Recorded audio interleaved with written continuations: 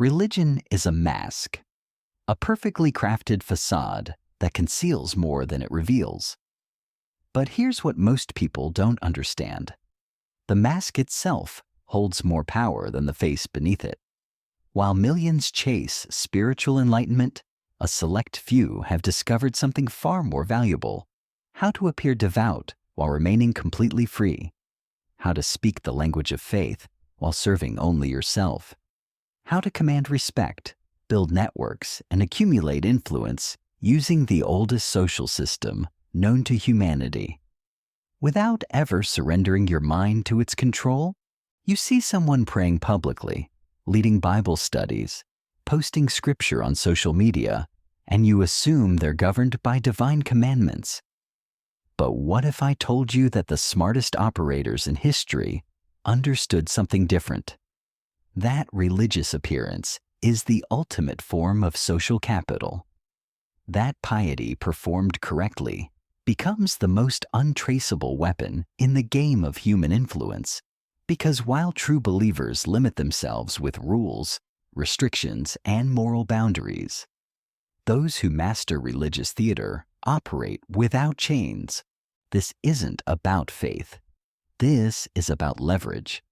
And by the end of this exploration, you'll understand why appearing religious while never being ruled by religion might be the most sophisticated power move you've never considered. Let's start with a fundamental truth that cuts through centuries of conditioning. Religion, at its core, is not about God. It's about control. Look at any religious institution, and you'll find the same architecture: a hierarchy that demands obedience, rules that create guilt, rituals that reinforce dependency, community structures that reward conformity and punish deviation. The entire system is designed to produce compliant followers who externalize their decision-making to higher authorities. But here's the strategic insight most people miss. You don't have to believe the system to benefit from it. In fact, believing it makes you weaker, not stronger. Because once you internalize religious doctrine as truth, you become bound by its limitations. You start making decisions based on what's spiritually acceptable rather than what's strategically optimal. You begin filtering opportunities through moral frameworks that your competitors ignore. You handicap yourself with ethical constraints that exist only in your mind. The sophisticated operator sees religious communities differently, not as spiritual sanctuaries, but as networking gold mines. Every congregation contains business owners, professionals, community leaders, and decision-makers who gather weekly in predictable patterns. They share resources, exchange favors, and build trust through shared ritual participation. These networks generate millions in business transactions, political influence, and social advancement. But here's the key. You gain access to these benefits simply by showing up and playing the part.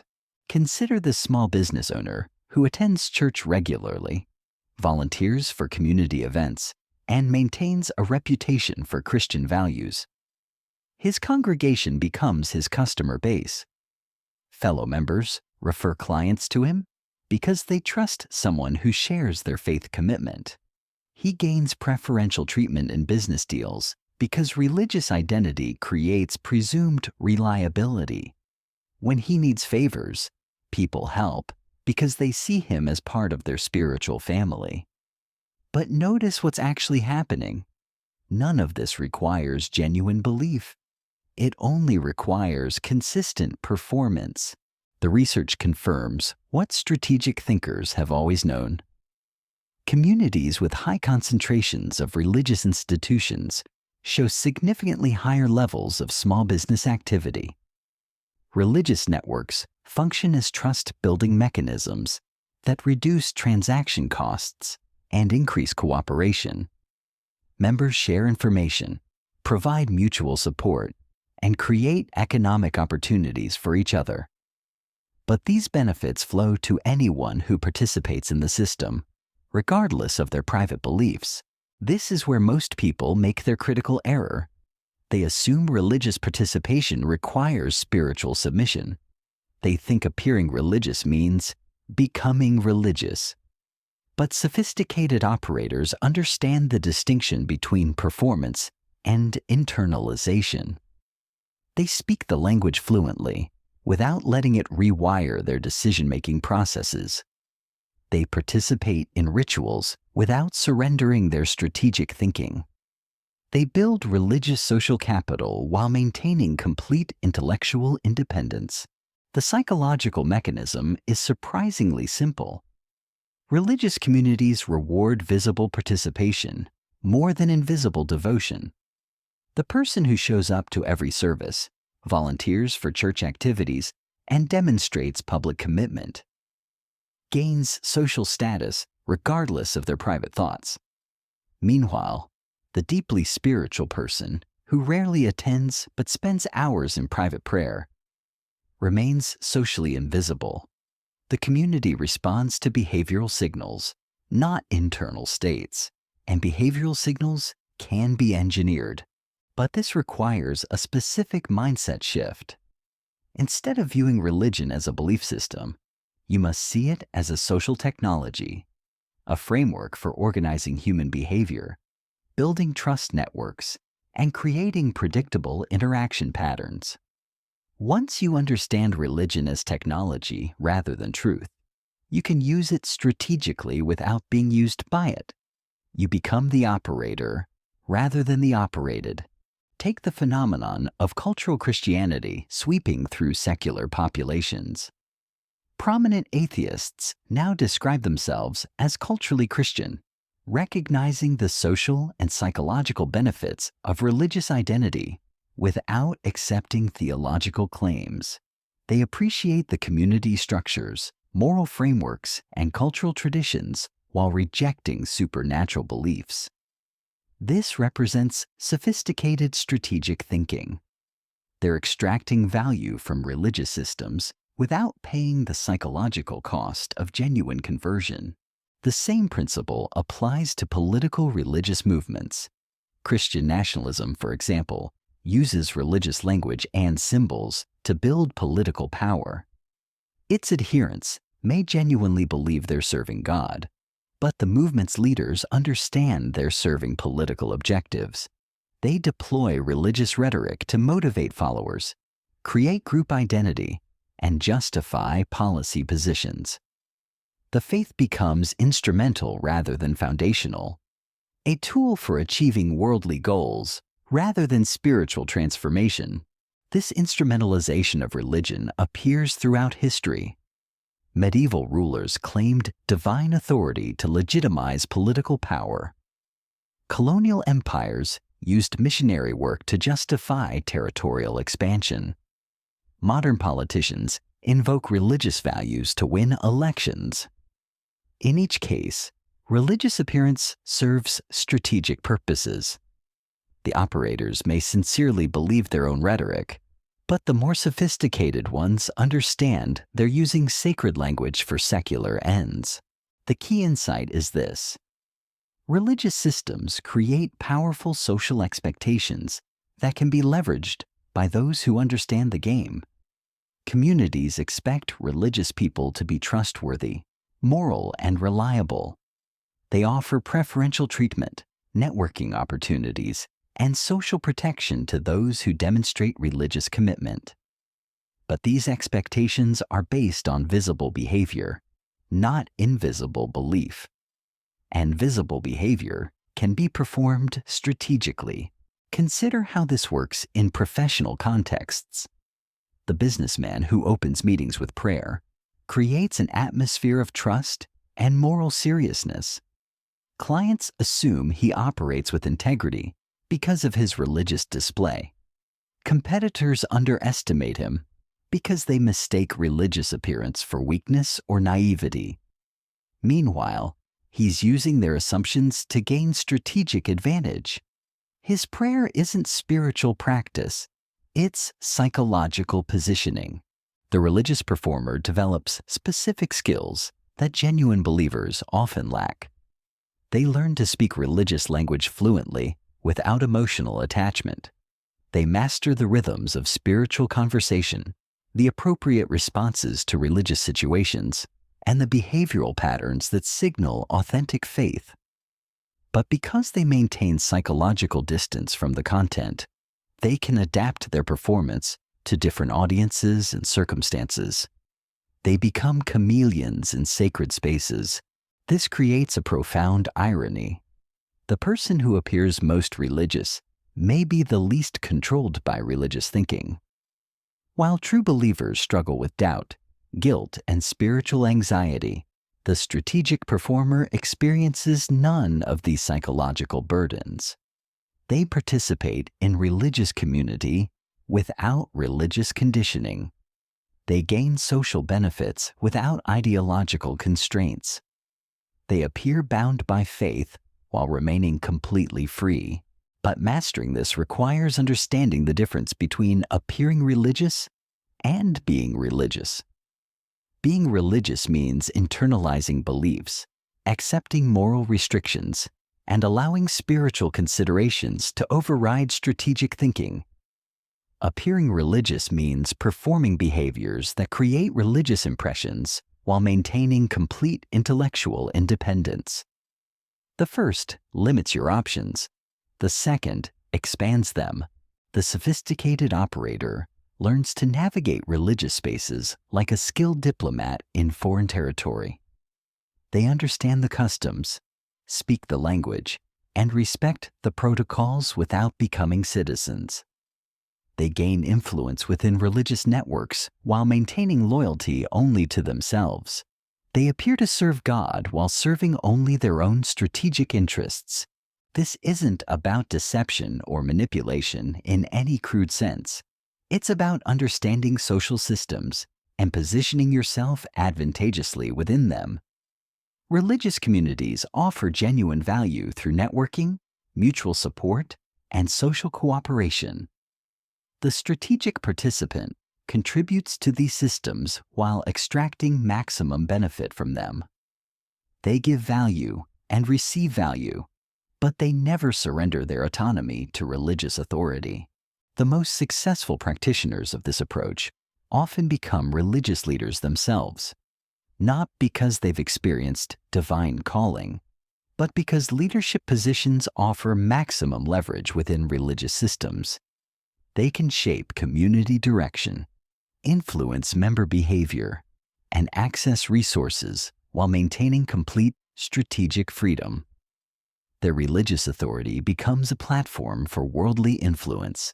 This is why studying performative Christianity reveals something fascinating. The most visible religious displays often mask the deepest strategic calculations. The politician who opens every speech with biblical references isn't necessarily the most faithful. The business leader who fills his office with crosses and scripture may be the most calculating. The social media influencer posting daily devotionals could be running the most sophisticated personal branding operation you've ever seen. Because here's what genuine believers don't understand about their own communities. Religious institutions are designed to reward performance over authenticity.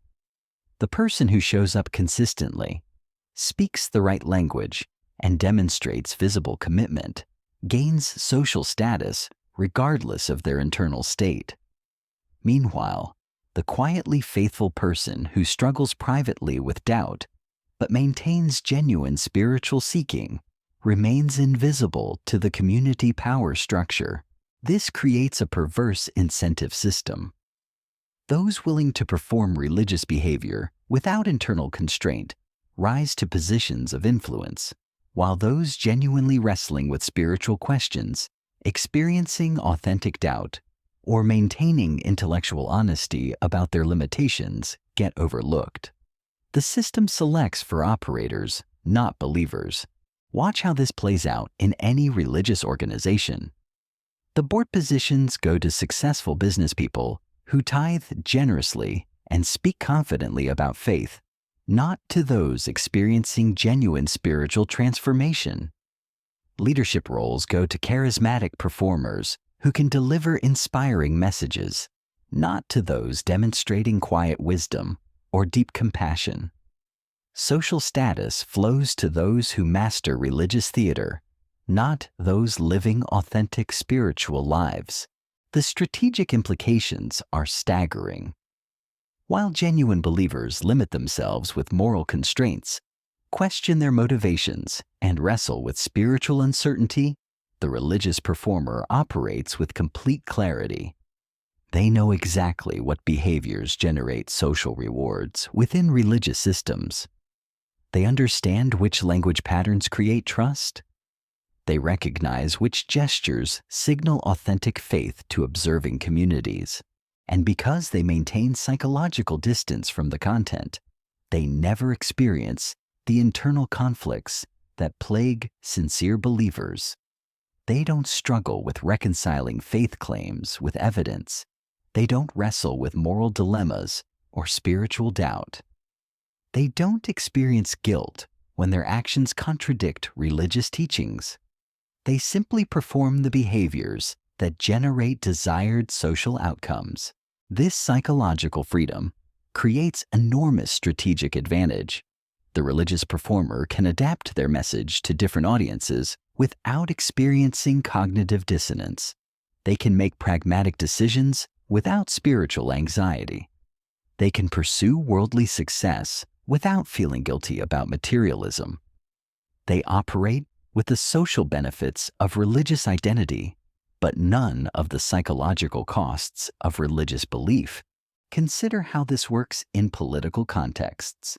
The candidate who speaks fluent evangelical language gains access to powerful voting blocs, fundraising networks, and grassroots organizing systems. But because their religious rhetoric serves political rather than spiritual purposes, they can adapt their positions based on strategic considerations. They're not bound by theological consistency or moral principles. They're free to say whatever generates maximum political advantage within religious communities. The same principle applies in business environments.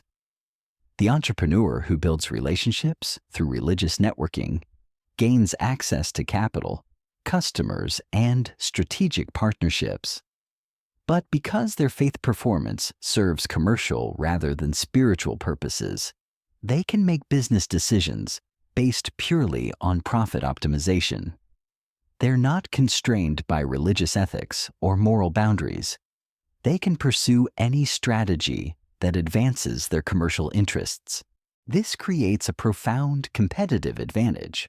While their religiously sincere competitors wrestle with ethical dilemmas, question profit margins, or hesitate to pursue aggressive business tactics, the religious performer operates without internal constraint. They appear trustworthy because of their religious display, but they're free to act with complete strategic flexibility. The networking effects compound over time. Religious performers who consistently show up, contribute visibly, and speak the appropriate language gradually build reputations as reliable community members. Other members begin referring opportunities to them, including them in informal business discussions, and treating them as trusted insiders. But because their participation is strategic rather than spiritual, they can leverage these relationships purely for personal benefit. This is where the psychology becomes truly sophisticated. Religious communities create strong expectations about reciprocity, mutual support, and shared values. Members help each other because they assume everyone shares the same spiritual commitments and moral boundaries. But the strategic participant can accept help without feeling bound by reciprocal obligations. They can benefit from community generosity without limiting their own self-interest. The key insight is understanding how religious social capital functions differently from other forms of networking. Business networks are explicitly transactional. Members understand they're building mutually beneficial relationships for commercial purposes. Political networks operate on power exchange principles. Members trade influence and access based on strategic positioning, but religious networks operate on assumed spiritual unity. Members believe they're building relationships based on shared faith commitments and moral alignment. They offer help, share resources, and create opportunities because they assume others will respond according to religious ethical frameworks. This creates enormous opportunities for strategic extraction by those who understand the system without being bound by its moral constraints. The religious performer learns to speak the community's values language while maintaining complete strategic independence. They express concern for spiritual matters while focusing entirely on worldly outcomes. They demonstrate humble service while pursuing personal advancement. They appear to seek God's will while following only their own strategic calculations. This requires developing specific psychological skills, the ability to compartmentalize performance from belief, the capacity to speak religious language without emotional attachment, the discipline to maintain consistent behavioral patterns regardless of internal states. These skills allow sophisticated operators to function effectively within religious systems while remaining completely free from religious control. But the most advanced practitioners go even further. They don't just participate in existing religious networks. They create new ones designed specifically for strategic advantage.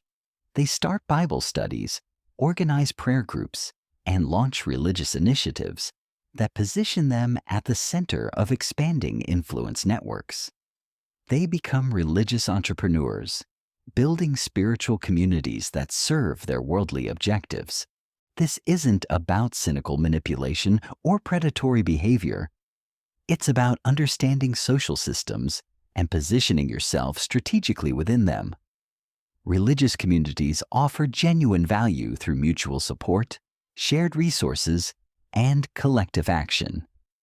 The strategic participant contributes real value to these systems while extracting maximum benefit from them. They create win-win relationships where their strategic success generates benefits for other community members. The sophisticated religious performer becomes indispensable to their communities precisely because they operate with strategic clarity rather than spiritual confusion. They get things done. They build successful organizations. They create opportunities for others. Their lack of religious constraints allows them to achieve results that spiritually sincere but strategically naive believers cannot match. This creates a feedback loop where religious communities increasingly depend on strategic operators for leadership, resources, and results. The performers gain more influence while the believers become more dependent.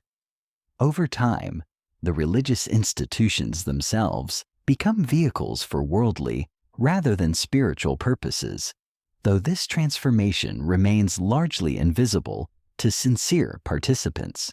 The most dangerous moment for any strategic religious performer isn't when they're questioned about their faith. It's when they start believing their own performance. Because the line between appearing religious and becoming religious is thinner than most realize.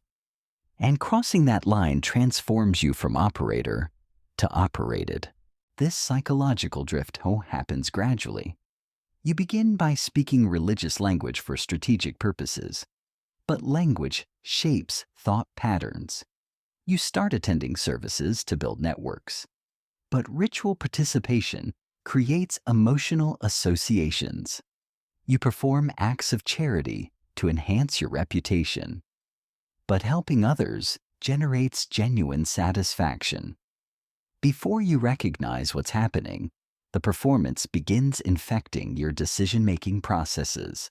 The sophisticated operator must develop psychological firewalls against this drift. Mental disciplines that maintain separation between strategic behavior and internal belief formation. Because the moment you begin internalizing religious frameworks as personal truth rather than social technology, You lose the strategic advantage that made the approach valuable in the first place. Watch how this manifests in political contexts. The candidate who begins using religious rhetoric purely for electoral advantage gradually starts believing their own messaging. They begin filtering policy decisions through theological frameworks. They start experiencing guilt when their actions contradict religious teachings. They develop spiritual anxiety about their choices. What started as strategic positioning becomes psychological constraint. The same pattern emerges in business environments. The entrepreneur who joins religious networks for commercial advantage slowly begins adopting religious ethical frameworks. They start questioning aggressive business tactics that conflict with spiritual teachings. They begin experiencing internal tension between profit optimization and religious values. Their strategic flexibility erodes as genuine belief takes root. This is why maintaining psychological distance requires constant vigilance. You must continuously remind yourself that religious participation serves strategic rather than spiritual purposes, that your performance creates social benefits without requiring internal transformation, that you can speak the language fluently without letting it reprogram your thinking patterns. The most effective practitioners develop specific mental techniques for maintaining this separation. They treat religious activities like theater performances, consciously stepping into and out of character. They maintain private spaces completely free from religious influence, where they can think strategically without spiritual considerations. They regularly review their objectives to ensure religious participation remains instrumental rather than foundational. But even more importantly, they understand the specific psychological mechanisms that create authentic religious conversion.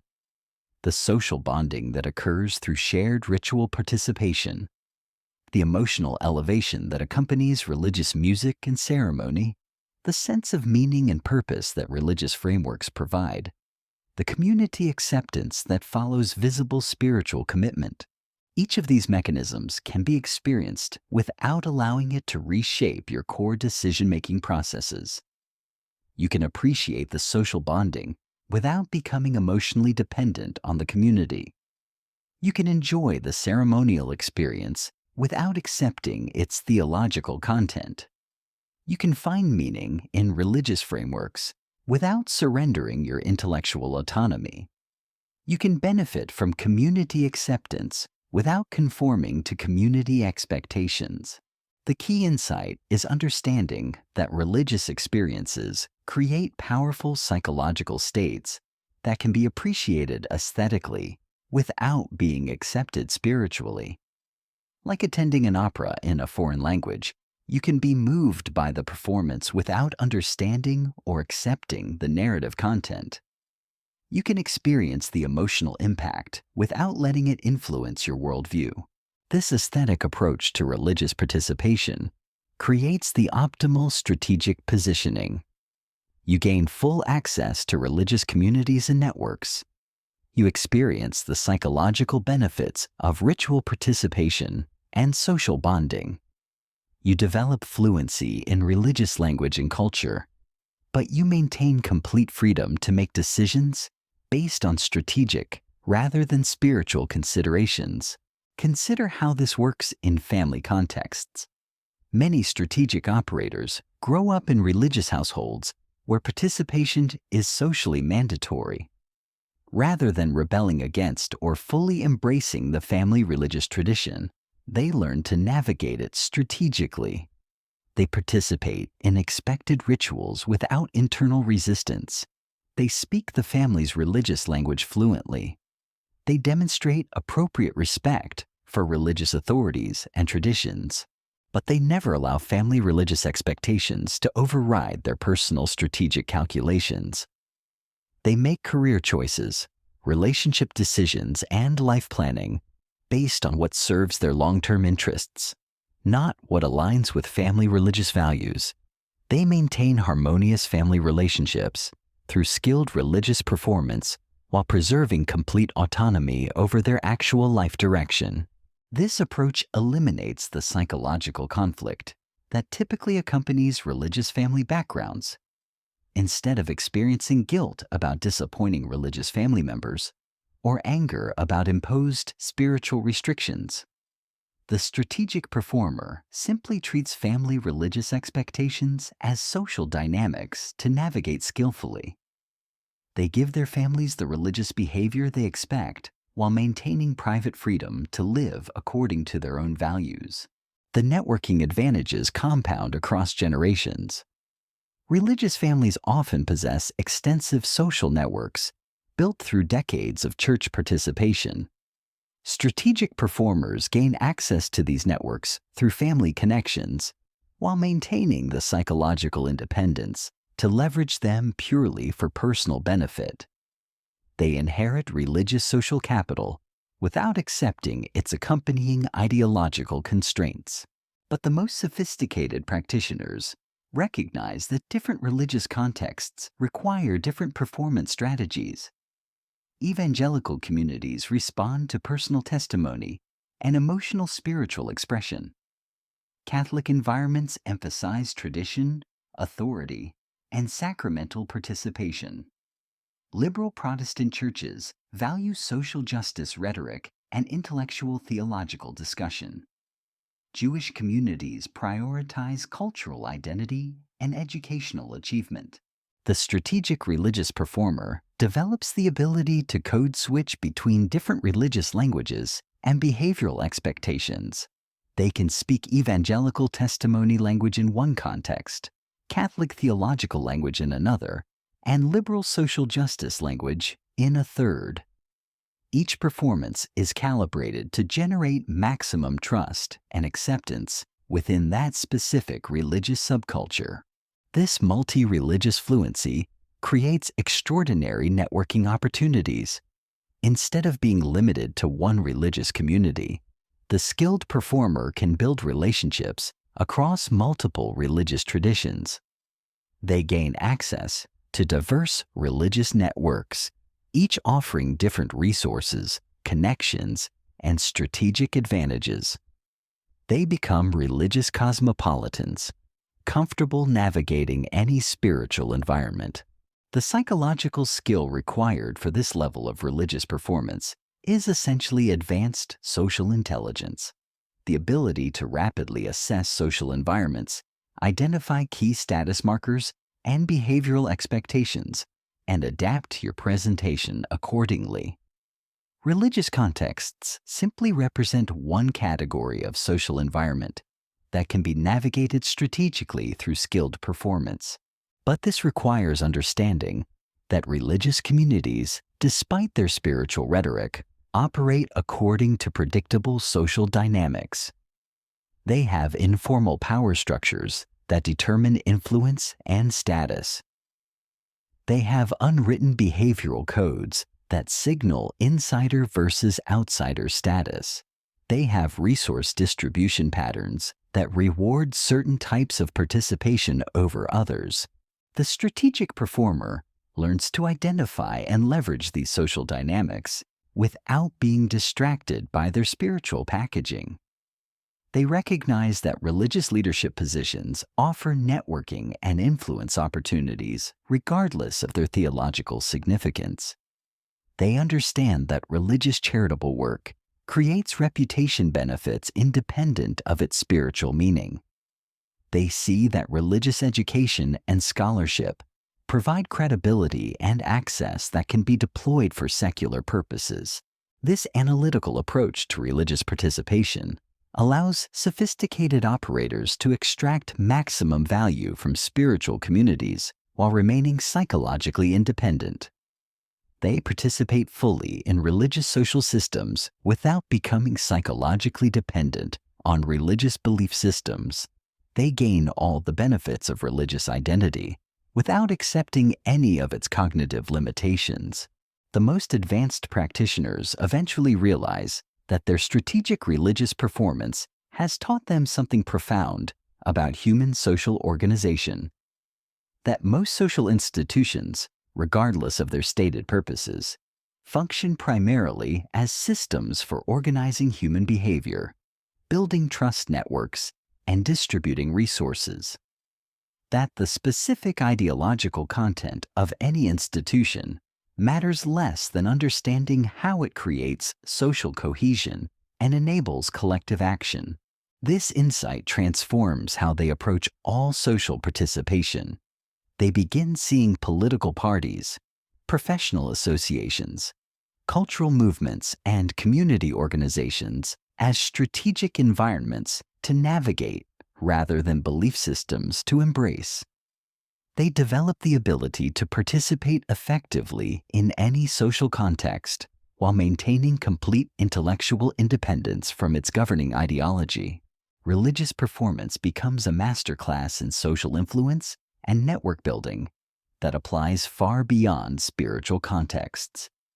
The skills required for convincing religious participation translate directly to political involvement, professional networking, community leadership, and cultural influence. You learn to speak any group's language fluently, demonstrate commitment to any group's values convincingly, and build trust within any social system strategically. So understand this: the mask of religion has always been more powerful than the face beneath it. While the faithful surrender their autonomy to ancient texts and invisible authorities, the strategic performer walks free among them, untouched by their psychological chains. They speak the sacred language without being bound by its rules. They build the networks without accepting the beliefs. They gain the trust without sharing the faith. This isn't about becoming religious. It's about becoming unreachable while appearing devoted. Because in a world where most people kneel to something, the one who only appears to kneel while standing tall inside his own mind holds all the power.